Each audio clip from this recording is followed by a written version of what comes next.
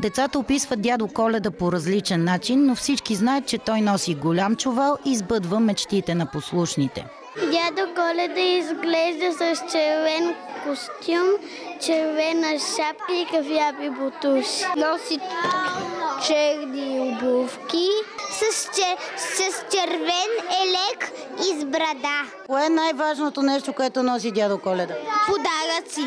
Когато търсим подарък за децата си, често трябва да потърсим услугите на речник или поне на някой техен връстник. Имената на играчките вече не са прости като кукла, камион или мече. И какво си поръча? Аз ти поръчах кристали. GX коли. Какво е това?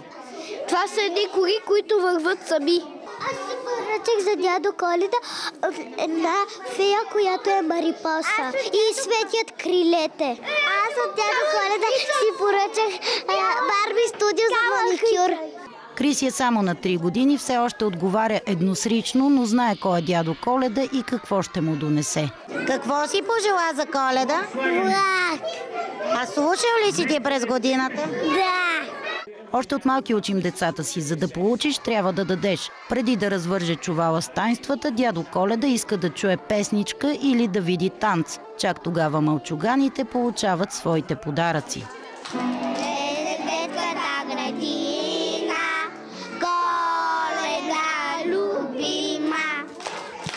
И най-сетне настъпва дългоочаквания момент, дядо Коледа започва да раздава подаръците. Явно в 104-та детска градина всички деца са послушни, защото нито един мълчуган не остана разочарован.